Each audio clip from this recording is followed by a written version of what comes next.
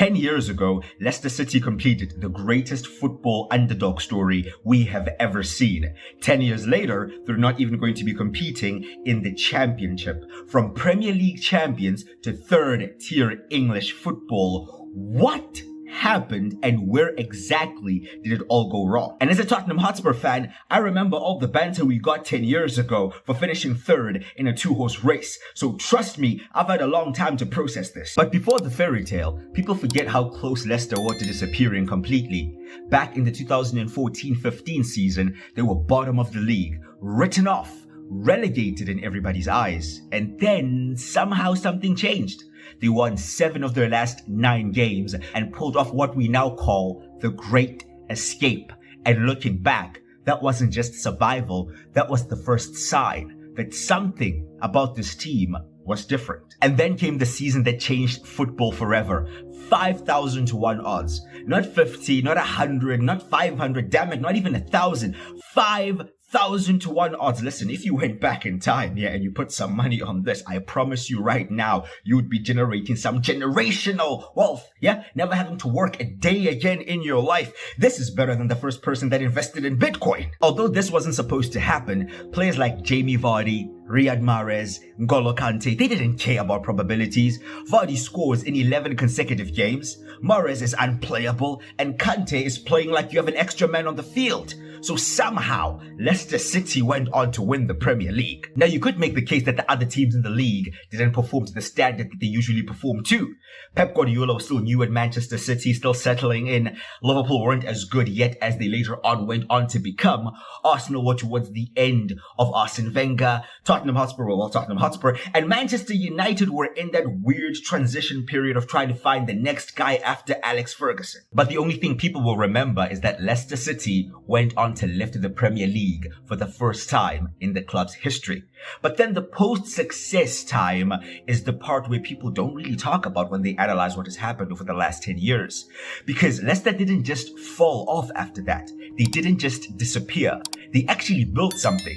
The very next season, they reached the Champions League quarter-finals, a team that was almost relegated, now competing with Europe's elite. And it didn't stop there. They went on to win the FA Cup, they went on to win the Community Shield, and they were consistently competing in European places. This wasn't just a one-season miracle anymore. This was a club that had established itself. Listen, there was even a time where people were arguing that Leicester should replace either Tottenham or Arsenal as a Big Six team. And that argument was quite relevant. And then came a really important phase. I'd like to refer to this as the almost era. For multiple seasons, Leicester were right there, on the edge of Champions League, about to qualify for top 4. They weren't underdogs anymore. They were expected to compete.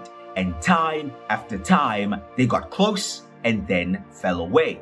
Top 4 in their hands, and it slipped again and again. And this right here, this is where things started to change. Because for me, the moment everything changed wasn't when they won the league. It wasn't even when they sold players.